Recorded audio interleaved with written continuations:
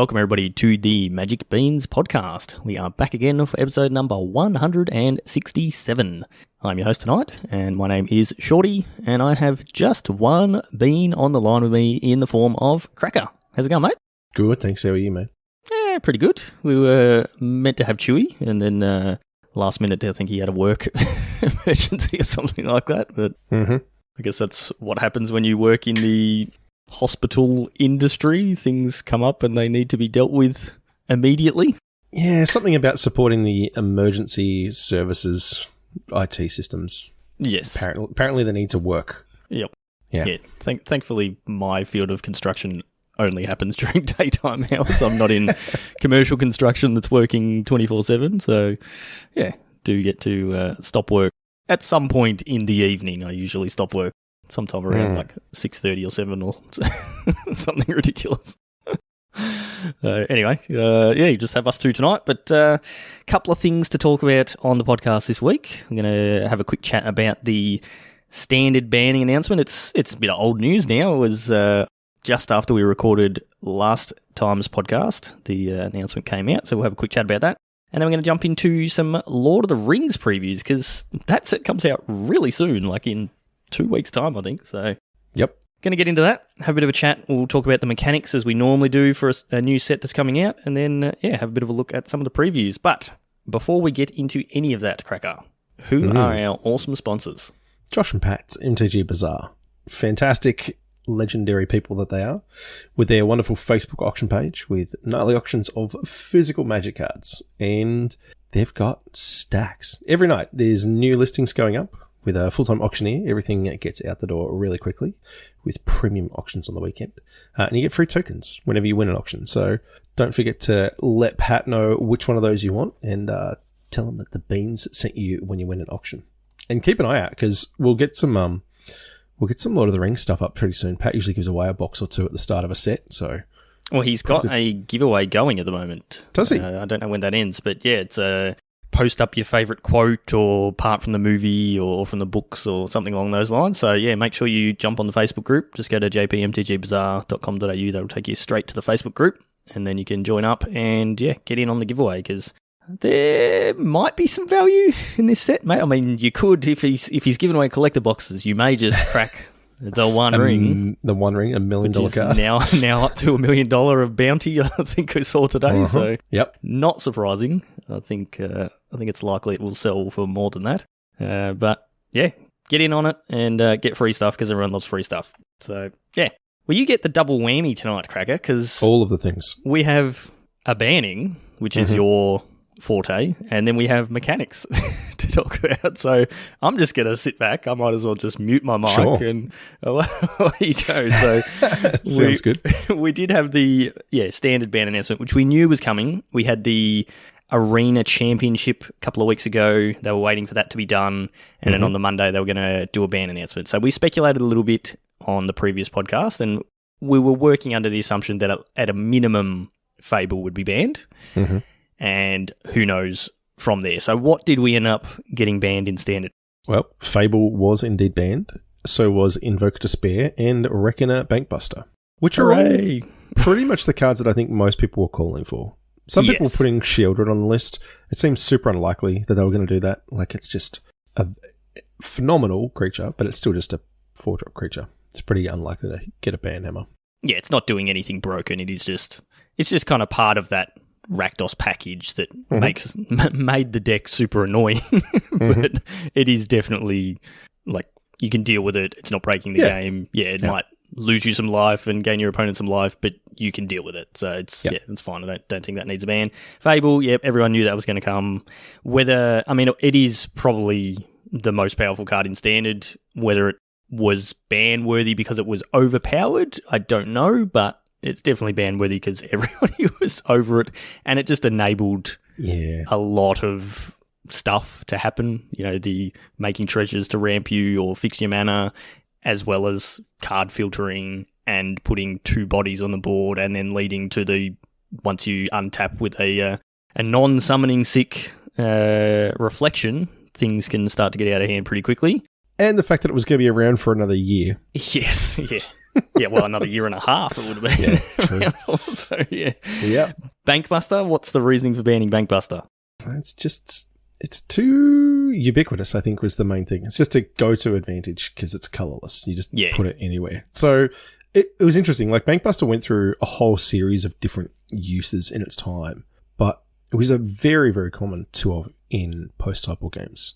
Like, pretty much every deck would have a couple of copies in the board because you could just bring it in for any of the kind of grindier matches, which is most of standard. So I don't know why everyone wasn't playing them in the main. I mean, obviously all the Rakdos decks were, but yeah, just too easy, too much advantage. Yeah, I don't know. Card advantage and win con in the all-in-one. I think that is what makes Bankbuster so good. I think it's not a broken, crazy, powerful card, but like you said, it's colorless, so it can go in every deck, and it's just too easy to put in every deck, and that's what makes it really strong. Yeah, and then Invoke. I don't think anyone's sad to see Invoke go, really. Hell no. So, Invoke had a weird thing where it basically soft banned Planeswalkers. and enchantments other than Fable, where you've already got your value out of it. Yeah, exactly. Yeah. Those were the only two that sort of survived it. So, yeah, I don't think anyone's surprised or disappointed that it's gone. Yeah. I was talking to a few people, I think at the Melbourne Regional Championships about Invoke, and it's like, there's just so many things that card does that it's like, if you just take one of the things off of that card, it would be better. You know, like, it's like, why do they get to draw cards? Why do you have to lose life? Like, why does it hit 3 different things? And it was just so much advantage, and exactly like I said, like, it holds back Planeswalker-based decks, holds back like big enchantment type decks. There's a bunch of good enchantments that got printed in recent sets. Like, there's that All Will Be One enchantment in red that's like, you can build some spicy brews and things like that. And it's like, no, you're just going to lose to Invoke Despair. Yeah, it was pretty rough. So certainly not sad to see that go. And compared to the other Invokes, it was just so much stronger. I think the only other one that saw play was the white one. Yeah, Invoke Justice, yeah. Yeah. I mean, one of those always ends up being best in a cycle, but best to the point where 3 of them, I don't know what they are. Yes. The green one makes some creatures. It makes some 4/5s, I think. Can't remember what the blue one does. Probably steals a creature. I think the blue one is mind control. Yeah. But, and the red one was horrible. It's like it destroys some artifacts. Or it's like, how is that powerful? Not good. But anyway, we're not super focused on standard at the moment. Our current league is Explorer, and we're not really focusing too much on standard. There's not much competitive standard stuff going on. All the like regional championships and things going on at the moment are Pioneer, and it's sort of leading into, I think the next season is actually Modern. Well, the Modern Pro Tour is coming up soon. In Barcelona. Yep. So we probably won't be focusing on standard too much, and neither will a lot of the pro level players. So I've heard stuff on podcasts, people saying, Esper Legends is really good now, and Mono White and Blue White Soldiers, and they're starting to see some spicy stuff here and there, but I don't know. It certainly hasn't interested me in coming back to standard. One other thing to point out, I think we touched on it, and I definitely spoke about it on stream. We were unsure how they were going to go with this banning announcement, whether they were going to like go all out and ban heaps of stuff or just do a little ban, whatever. They did actually say this is their like first, we're just going to ban these cards and then see how the format is. And then when we hit our yearly scheduled ban announcement, which will be just before Eldraine releases, then we will reassess and have a look. So we may see more standard bans come in 3 months' time or whatever that is. 7th of August is the next ban on it. That'll be the first yearly one. Yeah, as well as other formats, because that's when they'll be looking at other formats as well. So we may see, potentially some bans in Pioneer as well from a couple of these cards like Fable. It's very heavily played in Pioneer as well, so who knows. But yeah, that's standard. We'll chuck that in the bin and forget about it for for a while. We'll come back to it. Announcement is closed. Done. Okay. Next. Lord of the Rings. So. Oh, yeah.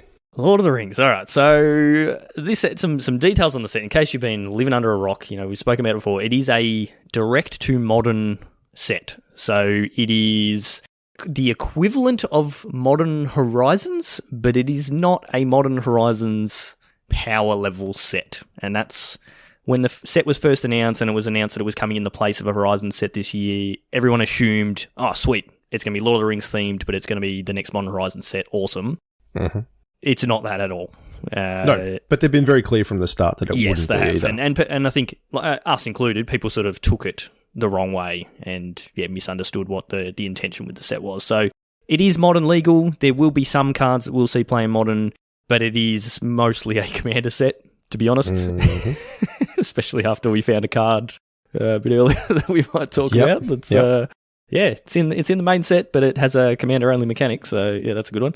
But yeah, this is... it's like 280-something cards. It's got a pre-release, normal paper pre-release next weekend, actually, June the 16th, and the whole weekend. So, check out your local stores and get in on that. There's an Arena release the following week. So the full set is coming on Arena. It will not be Explorer legal. It will just be Historic legal. But there will be draft events and sealed and all that sort of stuff because it is a full set. So get in on that. And then the full paper release is on June the 23rd. So it's pushed out. And this is part of the reason why we got such a big gap between the standard releases this year. It's to put this set in and to make it a focus set release. So it's interesting. And I'm interested to see if this is how it's going to be going forward for Wizards, if they're going to keep the same sort of cadence with their standard sets and have this big gap in the middle and then release something else, some other product. Because you kind of get in those situations where it's like, oh, we've got a new standard set, but then Modern Horizons is releasing in 3 weeks' time and there's like overlapping previews and people like, well, should I buy the standard set or should I buy the Modern Horizons set or whatever? And so maybe they're trying to space them out a little bit to, at the end of the day, increase their sales, I guess. Mm-hmm. So, But anyway, this is a set based on the Lord of the Rings books, not the movies. That is something that they've been very clear on. It is their interpretation of the books. So, Cracker, I asked you before the podcast, you're a Lord of the Rings fan? Yeah, definitely. Yep. We were talking about I read the books when I was probably early teens, which is... Yeah, it would have been the same for me. Like plus years ago. Yes. Not quite 30 years, but yeah, it's like probably 25 years since I've read them. I need to read them again, but love the movies. Saw them all at the cinema and all that sort of stuff. I know they're not the same thing. Don't get upset. I'm still allowed to like the movies. Yes. But, big fan of like just the IP. I mean, it's kind of the granddaddy of all high fantasy. That is, like a genre that is just a huge part of everything I like. So it's kind of hard to not have such a level of appreciation for Tolkien and just doing it so well right off the rip. Like it's just insane.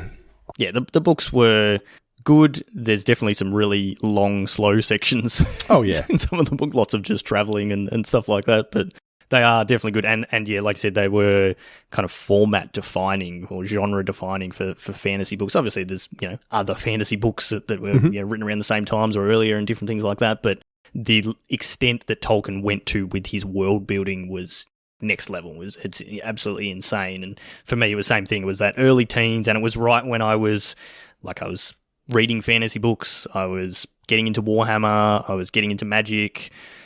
Playing RPGs and all that sort of stuff. Like it was all around that time, and that's when I read Lord of the Rings and Hobbit, and very, very, very good and very, very good reads, very interesting, and definitely something that's worthwhile going back and rereading. And same thing, loved all the movies.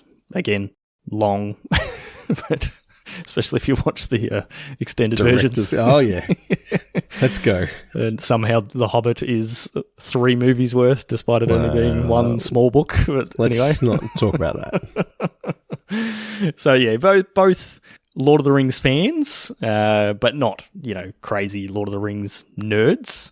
Yeah, but I was telling you before the cast, I'm not really that hyped about this set. I think you're a bit more hyped than me. I think I am. Yeah. Yep. What's the feel of it? Like what's grabbing you? I mean, it kind of just the visuals are stunning. Like just looking at the art on these cards is phenomenal, and just kind of picking up the different things and referencing it back to like the parts of the story. It feels like they've kind of done a really awesome job of, capturing the essence of the story, and that's cool. I really like seeing different representations of it, and yeah. I feel like they've just done a really good job. Yep. It's kind of cool. Yeah, I love that as well. Like, I love I was saying before, like, kind of like the Dungeons and Dragons set that we had at Adventure in the Forgotten Realms, the Warhammer 40k set, same thing. Like, they've picked characters from the books and iconic scenes and things like that, and then put them into card form, and it's really cool to see how they've done that. Like, whether it's the naming of the card, the art, the mechanics, the flavor text, all those different things, like, all combined to, you're scrolling through the previews and it's like, oh, that card, oh, like, that's cool. Well, that's, like, I saw, like, lembas, which is the like bread stuff that they eat.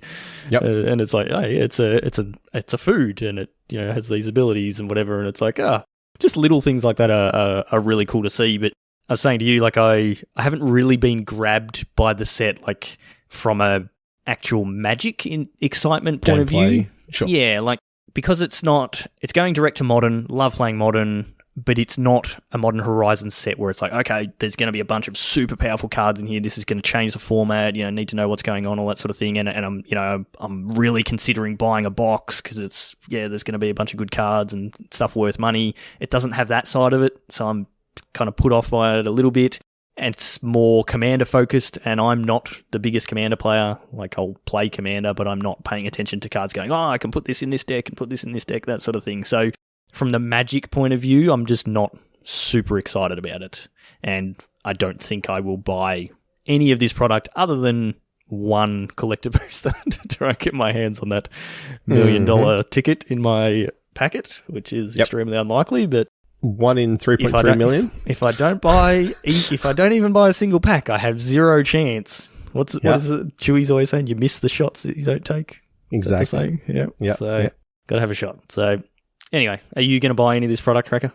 Probably much the same as you. Yeah. I will get a collector booster, but there'll probably be some singles and things I'll look to pick up afterwards. Yeah. But I'm certainly not one for just mass cracking products. Yep. But there's definitely some cards in here that really do interest me from, like, a Commander perspective. I think there's some strong stuff for Modern. It's certainly not the level of, like you said, Modern Horizons 1 or 2 where, there's no Hogaks or Urzas or Urza Sagas or, Ragavan, that kind of nonsense. Yeah. And we could keep listing. But there's definitely going to be some cards that are super impactful, and even in some more, like, niche decks, not necessarily, like, generically powerful kind of things. There's definitely bumps to existing archetypes, which is cool. Yep. I think that's a better place for things to be. Yeah, I mean, if we hadn't had the Modern Horizons sets and they were similar to this, we'd be more used to it, but we've had those crazy powerful Modern Horizons sets, so that's kind of sets the expectation. Yeah, 100%. Yeah, this feels a bit more like a standard set what standard sets used to be like, where it's like you have a standard set and you get 1 or 2 cards that go into Modern decks, and then you get maybe 3 or 4 cards that go into sideboards of Modern decks, and that's kind of it. You may get 1 card that goes into Legacy or something, but not what we're getting these days, where the standard sets almost seem to change the Modern format as well. Pretty much. Yep. So, we thought we'd have a bit of a look at the mechanics of the set. So, this is your job, Cracker. Yeah. Take us through. Let's go. So, the first one is called Tempt. Well, the ring tempts you is the way it's described. So you get an emblem called the Ring. Not to be confused with the One Ring, which is an actual Magic card, but this is an emblem. So like a Planeswalker thing, it's just there. You can't interact with it. Like a dungeon. Like a dungeon. Yep, exactly. So it's closer to it is called an emblem, but it is closer to a dungeon in that respect because things keep happening. So every time the ring tempts you, you will get one of these things. So there are 4 stages. The first one is your ring bearer is legendary and can't be blocked by creatures with greater power. So every time you are tempted, if you have a creature on the battlefield, you choose a creature. So every time you are tempted by the ring, you can change which creature it is. And each time you choose a different creature, it gains all of the previous abilities. So you don't have to go back through from the start every time. It's just you get tempted by the ring each time. And then if your creature dies, then obviously you don't have a ring bearer. That's what the creature becomes called. Very on theme. But you can change it every time you get tempted by the ring.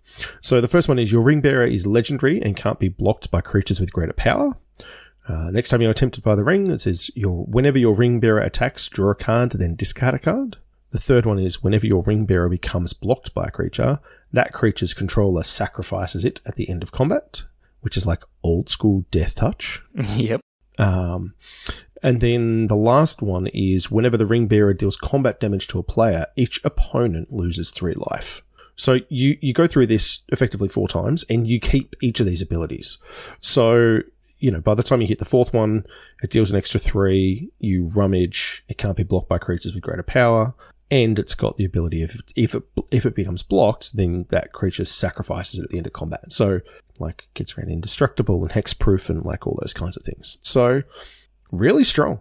Really, really strong. And lots of different ways to trigger it. Now, the ring can tempt you even if you don't have creatures on the battlefield, and it does increase. So you don't have to have, because there are, there are instants and sorceries where the ring tempts you. Obviously, you can play other things where, your creatures die and the ring still tempts you. And so it still works its way through the different levels. You'll obviously have to have like a little counter or some way of representing it on an emblem, like you would with a dungeon, so you know where you're up to. And then once you reach the end, you've completed all of them, and you just choose a creature every time. And so once you've gone through all 4, the next time the ring tempts you, basically you can just choose to keep it as the same creature or pick a different one. Seems kind of strong. It's one of those. It seems very strong. Yeah. It's kind of like the dungeon thing where it's just like tacked on to cards, and if you've got it up to, like, I'm going to refer to it as level 4, so it's a fully leveled up ring, then that is a lot of abilities getting just added onto a creature for free. Like, pretty much. Yeah, it's pretty nuts. Yeah, it is really interesting. And I mean, if people are interested, there's a whole article that Maro wrote about why there's no downside. Like, these are literally all just upsides, as opposed to actually being tempted by the ring, which was pretty much all downside. Yeah. The thing is, they wanted people to use it, and when there were downsides on it, no one wanted to play it. Yeah. So they basically just went, this is more flavorful in getting people to use it rather than actual, we understand it shouldn't be good stuff. Yeah. And, like, the abilities are reasonably thematic. And, the ring Definitely. does give you powers. Like, that's why it's tempting you. So you can have those powers. So I have a question. Yep. Like, the first ability on the ring is it makes your ring bearer legendary. If you've got 2 creatures, like non-legendary creatures on the battlefield, and one of them becomes legendary, the other one's not legendary. Correct. So do they legend rule? No, because only one of them's legendary. Okay, cool. Yep. Because it's like having one of those clone effects like Sakashima or something like that, where you clone a creature and it's not legendary. And becomes a non-legendary copy of that creature. Yep. Yeah. Cool. Yep, that makes sense. Yeah, so there is a double-faced helper card that will be coming in the pack. So on one side it has the rule, like the instructions for like how the ring tempts you and how that all works, because people are going to forget. And then the other side is the ring, and then it has the 4 abilities. So, yeah, you should be able to snag yourself one of them pretty easily. And then, if you're ever playing a deck that has the ring or rings tempting you, then you know what to do. There is also another thing in reference to the ring bearer. Yes. So some spells and abilities like reference ring bearers. Yes. Sorry, I'm just looking. I had to jump to a different site so I could actually read the rules on it. So we've got Sauron the Necromancer, which is 3 black for a 4/4 menace. When it attacks, exile target creature card from your graveyard, create a tapped and attacking token that's a copy of that card, except it's a 3/3 black wraith with menace. At the beginning of the next end step, exile that token unless Sauron is your ring bearer. So Sauron itself doesn't tempt you with the ring. So if you've got something else that is tempting you with the ring, you can make Sauron your ring bearer, and then when you make that token, you get to keep it at the beginning of the end step. If you don't, then you have to exile it. So yeah, there's a bunch of different spells and things that reference if it's targeting your ring bearer, or if you have a ring bearer on the battlefield or whatever, then you get a ability, or you get a buff or a negative or whatever it is. So yeah, something like it does say in the text there, like when you choose a creature to be your ring bearer, it gains that.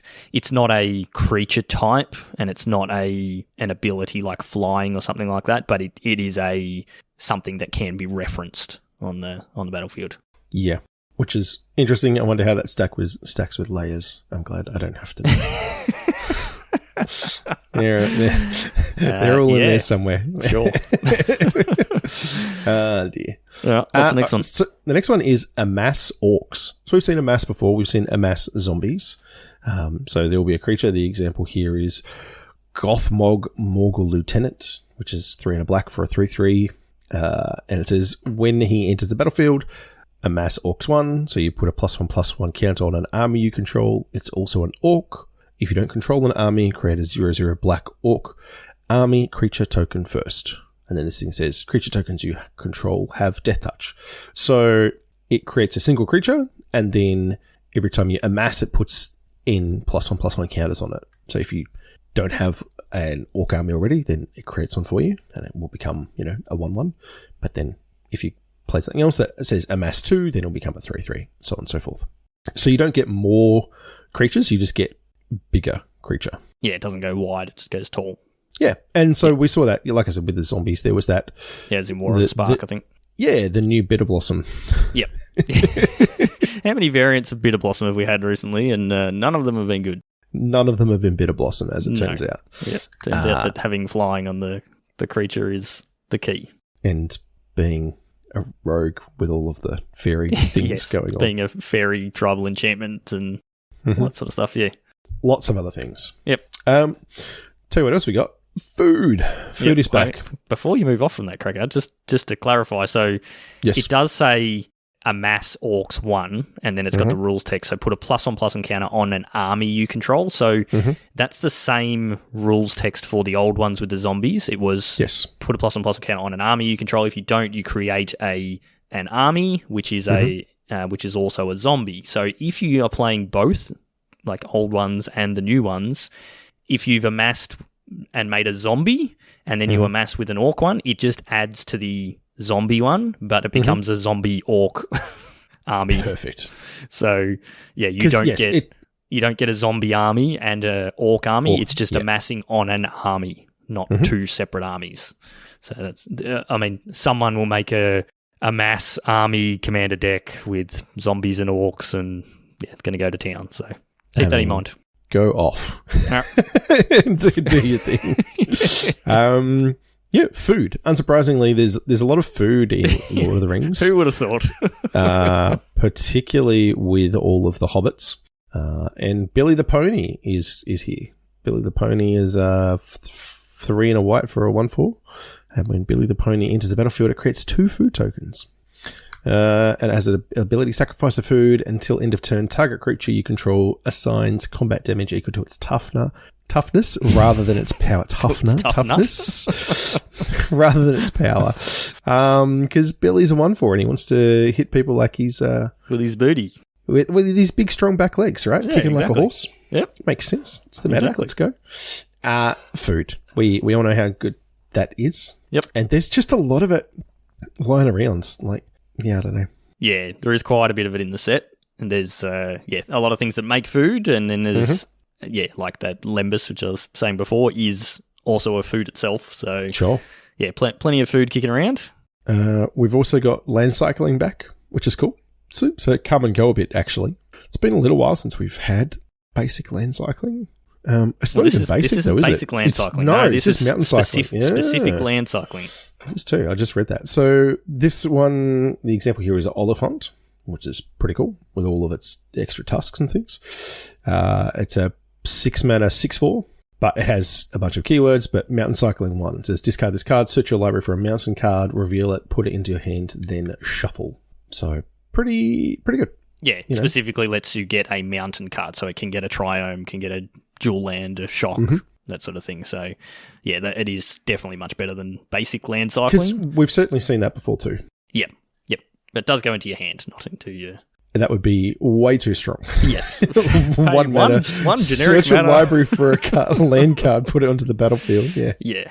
Uncounterable at instant speed. Yep, sure. Perfect. Yep. Sagas are back. This is an interesting saga, this one. This one's great. This one's it's called Long List of the Ents. It's a single green, and it's got 6 chapters. Chapters 1 through 6 are all the same. And it says, note a creature type that hasn't been noted on a long list of the Ents. When you cast your next creature spell of that type this turn, that creature enters the battlefield with an additional +1/+1 counter on it. What a weird card. Yeah, you Changeling Tribal, go have fun. Yeah, okay, Changelings. Yeah, I was like, what are we doing with this card? But yeah, I guess Changelings, you can just name a different, like this is your one drop, and then for the next 5 turns, for every creature that you play, you can name a different type, and it comes in with an additional +1/+1 counter. So yeah, I guess that works. Very strange, though. It is kind of weird. It's funny. It's on theme. Yeah, definitely. We've also got Historic back. So Historic we've seen before. So that is artifacts, sagas, and anything with a legendary super type. So creatures, planeswalkers, all that kind of stuff. And then there'll be different things that trigger based on Historic, enters the battlefield or leave the battlefield, that kind of stuff. Yep. Yeah, we saw that in Dominaria. Yes. Not the most recent one, the last one. Yes. Yep. With like Tashara and that kind of stuff. Yep. And Mox Amber. Yeah, that one. And then the last one is stun counters. So we've seen stun counters, I can't remember when, recently. Pretty recently, So if a tap creature with one or more stun counters would untap. Instead, it stays tapped and one of the stun counters is removed from it. This can be used because it's the untap step or a spell or ability tries to untap the creature. But remember, the stun counter is only removed if the creature is tapped. So it doesn't tap a thing down, but it just keeps it tapped for a turn longer, basically, if it has like one stun counter on it. Yeah, yep. Sounds about right. Yep, which is cool. There's a card I want to talk about that has a bunch of stun counters as part of its ability. Yep. So yeah, obviously we've also got Treasures, which isn't listed there, but they're evergreen now, I think. So you're seeing them all over the place. Great. Yeah. And Goad as well, Shorty. Yeah. So we were looking at cards before we started recording, and I said, "Oh, Cracker, it doesn't list Goad as a mechanic, but there's a card here with Goad on it." And Cracker's like, "Oh no, but that'll be a commander card, right?" No, it's not. This is Gloin Dwarf Emissary, 2 and a red for a 3/3. That's in the main set. And it has tap, sack a treasure, goad target creature. And if you don't know what goad is, well, I'm not surprised because it's a weird mechanic. It is. But it is a commander-only mechanic. It is until your next turn, that creature attacks each combat if able and attacks a player other than you if able. So when you're playing 1v1, there are no other players for them to attack. Correct. So it doesn't work at all. Well, it does work because it forces them to attack. But they can't attack. No, but so that creature attacks each combat if able and attacks another player than you if able. So does that mean it has to attack you? It has to attack unless there's some other condition preventing it, like Ensnaring Bridge or something, right? In Modern, it has to attack and you are the only other player, so obviously it has to attack you. So you can force some weird attacks, but it is definitely a very strange thing to do. Because obviously in Commander you can goad your opponent's giant things to attack each other and do some politicking shenanigans. Yeah. But But why is this not in the commander set? Shh, don't ask questions. Why is it not listed in the mechanics? You're asking questions, and that's just that's unnecessary. I'm sure there's about half a dozen other mechanics that they haven't listed as well. So there's too many cards. We haven't read them all. No, yes, there is way too many cards. So, yeah, some cool mechanics. Good to see a couple of those returning that have been popular over the years. And, I mean, the Amass is not really a new mechanic. It is just a returning mechanic. So, really, all we've got as a new mechanic is the ring tempting you. And that's kind of it. But, yeah. That's okay. I'm all right with them not jamming a bunch of new stuff in because there's so many other things. There's actually a really strong, it's not obviously it's evergreen, but Scry sub-theme as well. Blue-green. There's a lot of stuff there that triggers off, like when you use Scry and a bunch of other things, which is cool. All right. Okay, well, take us away with some previews. Yeah. So the first one that jumped out at me, when we're talking about stun counters, is called The Watcher in the Water. Now, okay, before we get into this, spoilers. If you haven't read the books or seen the movies, we're going to talk about things that are in the books and the movies. Yep. So Watcher in the Water. So this is when the party's about to go through the mines of Moria, and they're trying to work out how to get in the door. And there's the giant kraken thing that's lurking in the pond behind them. Yep. So this is 3 blue for a legendary creature Kraken. It is a 9/9, which is insane. That's not normal. Correct. It also doesn't have any like dumb abilities like this creature can't attack. So it does have a lot of keywords on, a lot of words. So it says the Watcher in the Water enters the battlefield tapped with 9 stun counters on. Okay, so it's tapped to start with. Whatever. It's a 5-mana 9/9. I'll take it. It also says whenever you draw a card during your opponent's turn, create a 1/1 blue tentacle creature token. Whenever a tentacle you control dies, untap up to 1 target Kraken and put a stun counter on up to 1 target non-land permanent. So we just talked about stun, doesn't untap the next thing, but you just keep going off. So there's 9 stun counters, right? So you can only do this 9 times unless you proliferate or whatever. But it doesn't say you can only create 9 tentacle tokens, tentacle creatures. So every time you draw a card, you just get to make a new one. It's not the first time, it's not draw 2 cards. It's my jam, Shorty. Spits out tokens, yeah. it's just, this is exactly what I want to be doing. It just needs flash, all right? I sense some sort of combination with Skull Clamp going on here. Yeah, correct. Yeah, so there's definitely some nonsense you can get up to. Yeah, it's like pay 1 mana, draw 2 cards, create 2. It's only during your opponent's turn, though. Oh, whenever you draw a card during an opponent's turn. I missed that part. So that's weird. Yeah, it's good. So otherwise it would just be like the Locust God in a Kraken. Yeah, that's how I was sort of seeing it. But yeah, no, opponent's turn. Okay, that is at least a reasonable restriction to have on this so card. you need like either a line of anticipation or exactly pretty cool. Yeah, but 5-mana 9/9. Yeah, that's just huge. Keyword big. It spits out tokens. Yep. Mm-hmm. All right. Sounds good. I got some other ones. Yep. Go for it. Keep going. Yeah. Next one I've got is called Rise of the Witch King. Well, obviously, none of these are modern focused. Just to be clear, there's one that I've got that I'll get to that would definitely see play in other Eternal formats. But Rise of the Witch King is 2 green-black. It's a sorcery, and it says each player sacrifices a creature. If you sacrifice a creature this way, you may return another permanent card from your graveyard to the battlefield. Permanent card. Okay. Planeswalkers, giant enchantments, massive creatures. Take your pick. In Golgari colours. Yeah. No one's ever put creatures into their graveyard in Golgari before. No, never. Yeah, it just seems it seems like the best kind of zombify effect, which we've seen, many times before. Like a 4-mana return target creature card from your graveyard to the battlefield is something that exists. Yeah. But the fact that it's an edict for everyone on the way in is really good. And then it's any permanent. And then it's any not just permanent. a creature. Mm-hmm. Yeah, seems good. Seems strong. Yep, I like it. I can definitely see that going into mirror in our commander group playing that card. Yep. What else is there? This one I just thought was cool because it's Shelob, I think is how you pronounce it. Shelob? Yeah, I've always said Shelob. Yeah, that makes sense. Child of the Ungoliant. This the Yep, sure. I don't know, mate. I need to watch the movies again.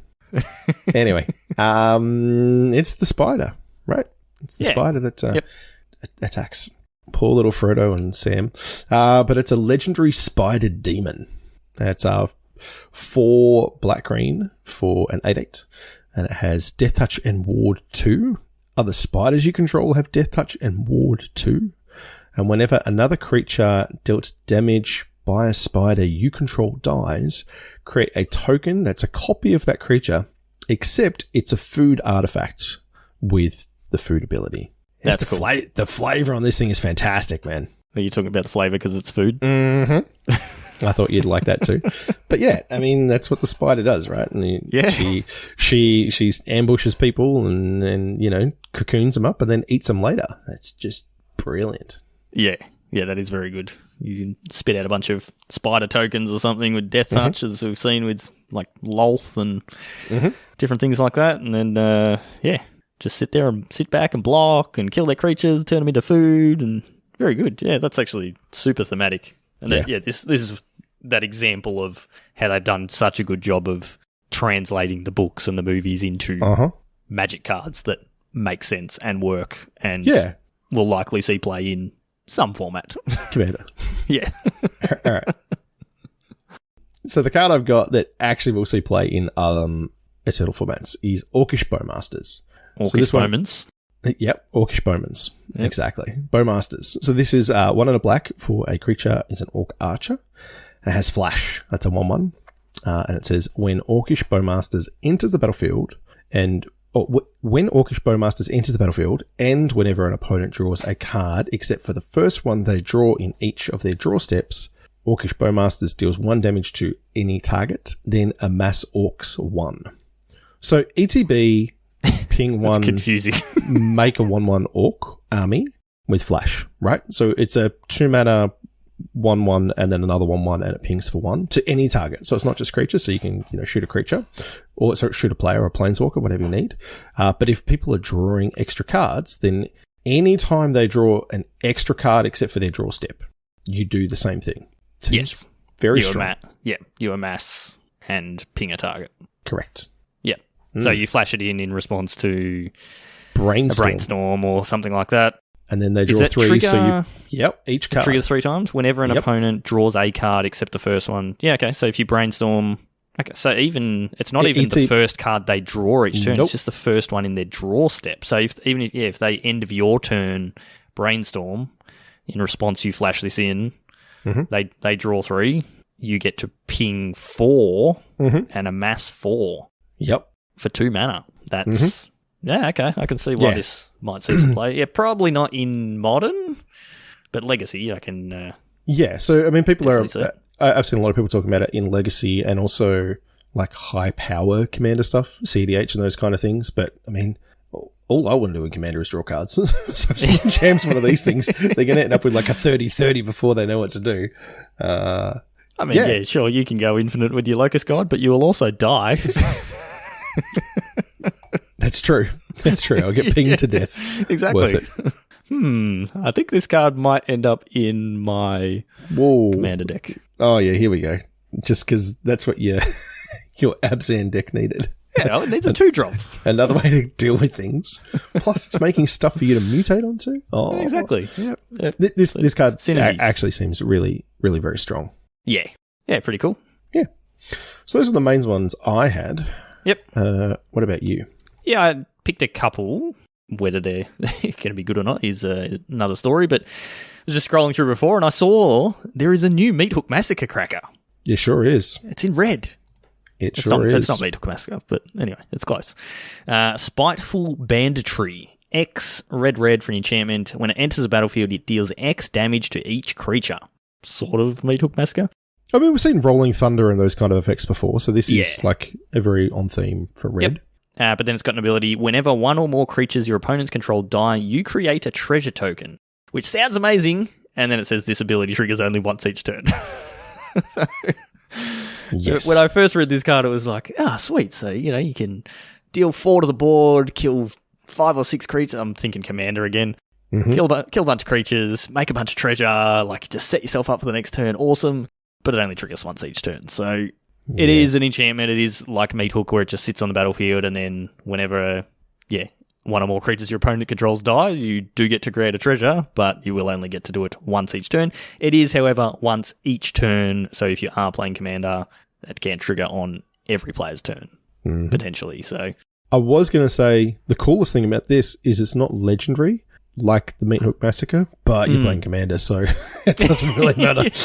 you're like, that's a good point, Joel. Maybe I could have 4 of these things in the battlefield. It's like, well, probably not. You could have said that, and I would have gone, "Oh yeah, it's true, yeah," and then not even. Yeah, I don't want to lead our listeners down the garden path, mate. Not intentionally. I do that accidentally enough already. Yeah. That's right. This just seems strong, man. Like if you need a sweeper of some description, pyroclasm or whatever, like this is just a good version of it. Yeah, you definitely. can just jam it on turn 2 and let it just accumulate value. Yep. Yeah, it seems definitely a good card in a fair chunk of red Commander decks. In any red combo-y type deck, like your Izzets and that sort of Izzets and Jeskai, those sorts of things, you're definitely going to be throwing one of those in. If you're playing, some sort of red-based creature deck, you're certainly not going to be playing it. But the combo type ones, you definitely will. So again, may have to pick one of those up. Hopefully they're not worth too much money. Because, what are they sitting at? Oh, they're already at $24 US. Okay. Sure. No worries. Too late. Yep. All right. Rosie Cotton of South Lane. This is 2 and a white for a legendary halfling peasant. It is a 1/1. And it has, when it enters the battlefield, create a food token. So 1/1 that makes a food, and then whenever you create a token, put a +1/+1 counter on target creature you control other than Rosie. So, on its own, not very good. It's just an uncommon. It makes a food, and you have to have another creature to put that counter on, so not all that good. But there is a card that's been around for quite a long time called Scurry Oak. And this card combos with a whole bunch of different quite a things. long time. Funnily enough, Modern Horizons 2. Oh, is that where it's from? Yes. I thought it came out before then. I thought it was an old card. No. Oh, wow, it is too. It is only from Modern Horizons 2. Jeez. Okay, so it's, 2 years old then? Yep. Okay. I thought it'd been around for ages. Nope. Yeah, Nope. Anyway. Okay, so Scurry Oak is 2 and a green for a 1/2 tree folk, and it has Evolve, which isn't terribly relevant. Whenever a creature enters the battlefield under your control, if that creature has greater power or toughness than this creature, put a +1/+1 counter on this creature. But its main thing is whenever one or more +1/+1 counters are put on Scurry Oak, you may create a 1/1 green squirrel creature token. So if you put your Scurry Oak and your Rosie Cotton into play, you can put your +1/+1 counter from Rosie Cotton on your Scurry Oak, which will make a green squirrel token, which will then trigger Rosie Cotton again. So you can put another counter on Scurry Oak, and you now have infinite 1/1 green squirrels, which, yeah, there has been different ways to combo with Scurry Oak and make infinite creatures or gain infinite life, things like that, but they usually involve either 3 cards or they involve this, and there's like a 4-mana creature. However, Rosie Cotton and Scurry Oak are both 3-mana creatures, so collected company. Oh, yeah.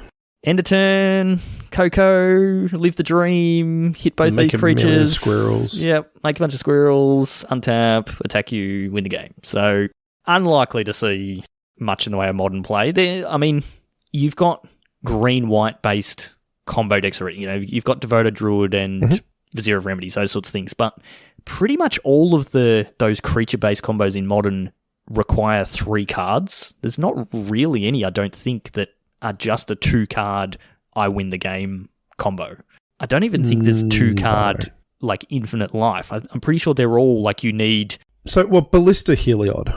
Yeah, okay. Ballista Heliod is the only one I can but think you of. still But you need to activate Heliod. Yeah, you need to activate Ballista Heliod. lifelink to start with. Yes, yeah. So you've got another step in that thing. So yes, there are other ways to do it, but there's extra steps involved. Yep. This, I think, is the first time, as far as I'm aware, that it's just straight Coco, these 2 creatures in end of turn, and you just make an infinite amount of squirrels. Now, obviously, it is 2 creatures. One of them's a 1/2, the other one is a 1/1. So it is very easily disruptible. Is what you're telling me. So, yeah, probably not that good, but interesting that they clearly would have known when they printed this Rosie Cotton card that it would combo in this way, and they've deemed, sure, that's fine. So, yeah. And that's why it's 3 mana as well, right? Yeah, yeah. To slow it down so you can't just do it all in one go. Well, you need 6 mana. Yeah, you need 6 mana. And if you're just straight up casting them, you need 6 mana, and then it's just sorcery speed on your turn. So unless you've got a way to give the creatures haste, it doesn't work. You know, your opponent has a turn to answer them. Whereas, yeah, Coco, you can do it end of turn sort of thing. So yeah. All right. So Chewy had a couple of cards. Yeah, go that for those. I wanted to talk about. So one is Shadowfax, Lord of Horses, which is a very pretty white horse. It is 3 red-white, and it's a 4/4 legendary creature horse. Gandalf's horse? Is that It right? is, exactly right. So it says horses you control have haste, and then it has the reminder text. They can attack and tap as soon as they enter the battlefield under Why your does control. it have reminder text for haste? Because in the movie, Gandalf gets Shadowfax, he calls him, and he says, Shadowfax, show me the meaning of haste. Right, okay. And so they have got that's purely why Chewy put it in here, not because horse tribal is his Oh, are thing. you serious? Yeah, Oh, okay. It's a pun. I mean, of course that's why Chewy put it in here. All right, where's the soundboard? It also says whenever Shadowfax, Lord of Horses, attacks you, may put a creature card with lesser power from your hand onto the battlefield tapped and attacking. So it's actually kind of cool. It's it's doing like a semi Winota sort of thing, kind of. Not that broken. It's in the same colours. It is. But yeah, horses you control have haste because Shadowfax will show you the meaning of haste. Anyway, right. Many partings is another one Chewy had, which is green for a sorcery. Search your library for a basic land card, reveal it, put it into your hand, then shuffle, but also create a food token. Just tack that on there. Just tack it on there. There's, we talked about this. There's food tokens just tacked on things. I mean, it's actually got a couple of hobbits and Gandalf on there and stuff like that, I think. But yeah, it's there's just a lot of that kind of stuff. Tempted by the Ring is just tacked on there. Now, there's one card that I did want to talk about that Chewy didn't have there, which is Aragorn the Uniter. So this is red, green, white, blue for a legendary creature, human noble, 5/5. And it's got many keywords, many words. So whenever you cast a white spell, create a 1/1 white human soldier creature token. Whenever you cast a blue spell, scry 2. Whenever you cast a red spell, Aragorn the Uniter deals 3 damage to target opponent. Whenever you cast a green spell, target creature gets +4/+4 until end of turn. So one of the contexts that this is interesting in is potentially humans in Modern. Now, humans hasn't been a deck for a long time, but if you have this in play and then you cast a Mantis Rider, you trigger 3 of these abilities. So you get a 1/1 white human soldier token, you get to scry 2, and then you get to lightning bolt someone. Okay. You got to play 4 colours. You do. But I mean, that's pretty easy in terms of humans. They've got all of the Ziggurat lands and all that sort of stuff. Like the mana base was never actually their problem. And Vial as well. I mean, you can't Vial creatures in to trigger Aragorn's ability because it is a cast trigger, but it will trigger off multiple other things. And it's a 5/5. So I don't know if it's good enough. I've heard some people talking about the fact that it's, maybe a one-off or something like that in that deck. You could look at reaching into, because typically it was just Jeskai humans, right? I don't know that green was ever really. Well, they were playing sort of fork it because they were playing black for like Kitesail Freebooter and things like that at some point. I don't know. Humans hasn't been a really strong deck for a while. 5-color humans. No, it hasn't. But I mean, there's some other things in here. There's Prince Imrahil the Fair, which is another one that Chewy had, which is white-blue for a 2/2. Whenever you draw your second card each turn, create a 1/1 white human soldier token creature. I don't know the context of this one. It seems like it'd be good in standard. Yeah, but it's obviously not in standard. I don't know how you're triggering this a bunch of times in Modern. No. Or even Commander. No. It's just drawing, and it only triggers off your second card each turn. Yes. So you're not pumping out. No, it's not for each subsequent card or anything like that. Yep. Anyway. Well, if Chewy was here, he would be able to explain it. That's true. He'll be listening to this podcast and going, it's because of this. Yeah, exactly. That's exactly how he talks. It's like last podcast when you guys are like, Cracker's not here. Slacker. And I was like, whoa, hang on a second. I reckon in total I've been on more podcasts than anybody. I think. Yeah, that's probably true. To have more. Anyway, just nice to know you guys care. Yeah, definitely. Yeah. All right. Well, there's a lot of cards. Yeah, I think that's it. I mean, we could go through a whole stack more, but yeah, there's a lot of really cool things. The pre-release is next weekend. Yep. So it's the weekend of the 16th, 17th is when that comes out. So go check out your local game stores. And if you open a collector booster, do it carefully. Make sure you have sleeves and leave probably immediately. Just don't open collector boosters in the store. Yeah, that's probably a much better idea. It's probably a good idea because, if you do happen to open the One Ring, even one of the like serialized ones where there's like 900 of one and 700 of another, 300 of another. Yep. Like they're still going to be worth quite a bit. But if you were to open that One Ring with people around you who you do not trust with your life, you may be in a bit of trouble. So I would suggest opening collector boosters in the privacy of your own home. And if you do happen to open the One Ring, do not go posting it all over social media. No. Go and place it in a safety deposit box somewhere and then go and probably talk to I don't know, an art dealer or that's someone what I was like saying. that. You should talk to like Christie's of London or something like that, like an actual auction house. Don't just go to Star City and say, "Oh, hey, would you like to buy this from me?" Like, there will be people that you don't know about that are interested in collecting things because it is a collectible. And if it goes to a big auction house, if someone's put up $1 million bounty on it already, then pretty good chance you'll get that much or more in an auction. Exactly. Yep. And it'll be probably someone who has nothing to do with magic. Just either a Lord of the Rings nerd or some Stephen movie Colbert. star or... Might be one of the cast of Lord of the Rings. Could be Stephen Jackson. Like, who knows? Peter? Peter Jackson. Stephen. Where I got that from? Edit. Steven Spielberg? Anyway. Peter Jackson. That's the dude. Yeah, that's the Hobbit dude. The Hobbit dude, yeah. The guy that looks like a Hobbit. The guy that's always eating carrots. All right, we've gone off the rails. Okay, so quick thing to mention on the way out the door, the league is about halfway through of the 5 weeks of the group stage. We've had quite a few matches have been played. We've got Dark Harness sitting very, very well on the top of the ladder in my group, in Group A, with a record of 12-1. Oh my! With De Bruyne being the only person to take the match off of him. So, and no surprise at all, Sarah Soldier sitting in second. Over in your group, Cracker, surprise, surprise, Azzy G, sitting on the top of the ladder. So, Azzy G on the top of one group and Sarah Soldier's on top in the other group. So, plenty of time still left to get your matches done. There's actually a few players that are on undefeated records, which is quite impressive. And some people with quite good records. It's not me. I am undefeated. I'm on 55%. I'm winning. Yeah, nice. I'm sitting in 6th place. That's really good. Yeah. I was in 10th, but then Map joined and started playing games today, and he's already overtaken me. Yeah. Yes, you have a 33% win rate. Listen, this is true. All I can say is Nykthos is quite the magic card. Sure is. Yep.